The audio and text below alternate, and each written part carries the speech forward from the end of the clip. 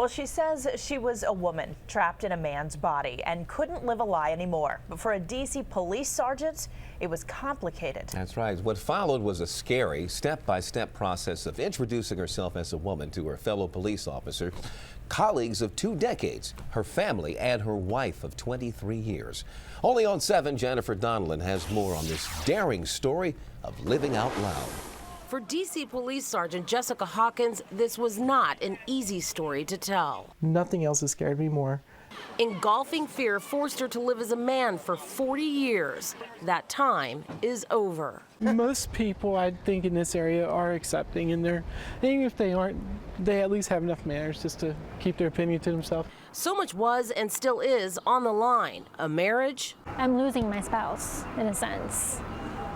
It's grief. Yeah, it is. I'm gonna be upset, but yeah. Relationships at work were put to the test. Everyone's been super supportive.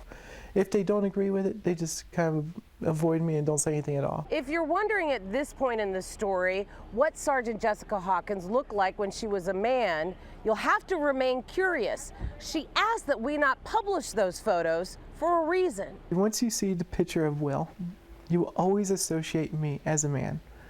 I am trying to live my life as a normal, everyday woman. Her life was a series of secrets. I've known I was different than all the other boys since I was probably 5 or 6 years old. She wore girls' then women's clothes in private only. Her high school sweetheart and wife of 23 years said she thought it was just a fetish. Never in a million years did I think I was going to end up married to a woman. Hawkins is receiving hormone replacement therapy and said she will eventually undergo gender corrective surgery. I'm happy, but now she's not happy. And then if I went back to my male self, which I would never do, I'm like, there's just no way. Then she would be happy, but I wouldn't be happy. You know, people, are you a lesbian? Not that I think there's anything wrong with it, but I'm not, you know, so that is our part, is trying to find attraction and stay in love with someone when they're changing so drastically. As the Hawkins work hard to figure out how they'll land. I can lose someone that I love when they're going through something like this. I would love to keep my marriage intact. I mean, me and my wife, we are best friends. Hawkins says she hopes for a life where the neighbors don't balk. My husband was like, well, what do I say? I'm like, act normal. I said, you know what? Everyone's different.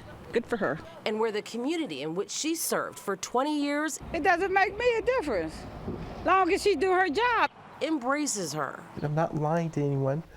I was like, now I could just be myself, and I could be true to myself and everyone else. In Southeast, Jennifer Donelon, ABC 7 News.